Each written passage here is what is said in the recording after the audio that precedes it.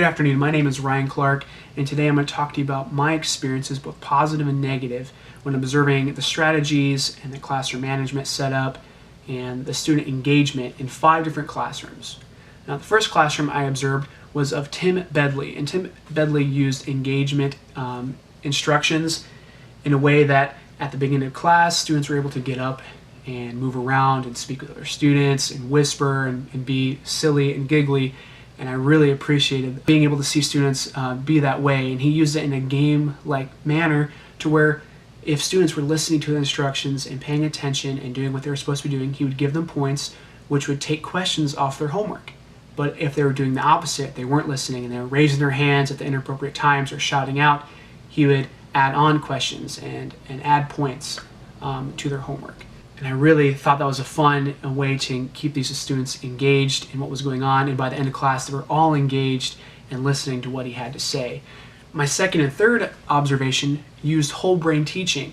And both teachers had used the style, both used mirroring methods, but I liked one other than the other. The first one was Mr. Battles, and I loved the way he used mirroring because when he was talking with the students, he would have class repeat after me. He'd say 2 + 2 = 4, and they would say 2 + 2 = 4, or something along that lines, and he would repeat that. And when the students would repeat, they were basically saying like, hey, Mr. Battles, we know what you're saying, we understand what you're saying, we listened. And I really liked that because it showed that they were paying attention. Now, with the third teacher, Andre DeSchotel, he used the same thing, whole brain teaching, and he talked about mirroring, but for the first 15 minutes, he was having students mirror back and forth with him for the first 15 minutes, and it got really annoying, especially when he was having them yell out and yell to one another and yell to each other in a group. And even my mom commented about it. She's like, what's going on? This room sounds way too rowdy. And I just didn't appreciate that. Maybe I like the way he used raps and whispering stuff, but yelling out, you have to be aware that there's other teachers teaching in the classes next to you. In my fourth observation, it was Rob Pelvin. He gave 2 informal ways in which you can take control of a noisy classroom or noisy students before they enter the classroom. The 2 ways it concluded that you should come to students in a non-confrontational manner and then use informal chit-chat, so small talk with them to kind of ease the voice and the volume that's in the classroom. You do it in a way that you're not yelling at them or telling them to be quiet in a dictator-like way, but you're being firm with them, saying, hey, I really appreciate you 3 there for getting in line and being quiet. It's going to let the students know that, hey, this is what your expectations are. This is what you need to do.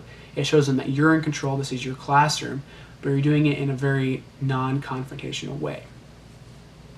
And then the last observation I made was taking place down in South Florida.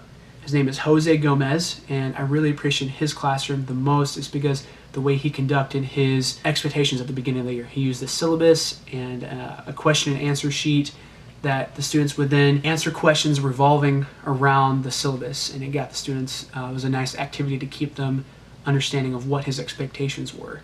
And I also appreciated that Mr. Gomez got on their level and he shared a personal story about his life and where he grew up around the area and why he became a teacher in that area. And to me, that was just building rapport, and that was so neat. I love being able to build rapport with students and being there with them and having them understand like who I am and that I'm there for them and I care for them.